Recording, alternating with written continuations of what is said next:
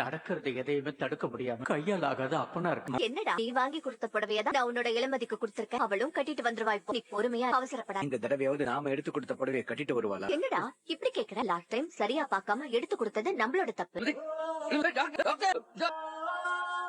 உடனே டாக்டர் வந்து பார்க்க சொல்லுங்க. மயக்கமே தெரிய மாட்டேங்குது. ஒரு சின்ன ஆக்சிடென்ட் ஆயிடுச்சு. இருங்க சார், டியூட்டி டாக்டர் வந்து பாப்பாரு. எங்க யாருமே இல்ல. எங்க டியூட்டி டாக்டர்? அங்க போன் பேசிட்டு இருக்காருல, அவர்தான் சார். எம்ஆர்ஐ ஸ்கேன் எடுத்துருங்க. அதுக்கப்புறம் அதெல்லாம் நம்ம டாக்டர் நமக்கு சீக்கிரம் வந்து இளமதியை பாருங்க டாக்டர்.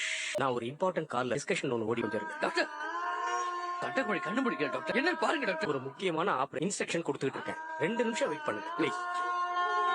ஆமா yes brain tumour. Sir sir sir sir என்னடா சுத்து போடுறீங்களா? யாரா நீங்களா? உனக்கு எவ்வளவு தைரியம் இருந்தா எங்க எஸ்ஐ கட்டிக்க போற பொண்ண உன் கையால தொட்டு தூக்குவேன். ரிஷி அம்சா ஏண்டா, அவன் என்ன போலீஸா இல்ல கூலிப்பட தலைவனாடா?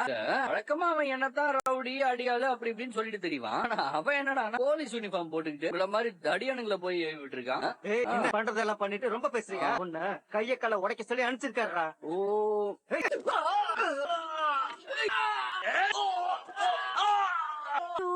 என்னடி இப்படி பாக்குற? நான் சத்தியமா இத பண்ணலடி. எனக்கும் இதுக்கும் எந்த சம்பந்தமும் இல்ல.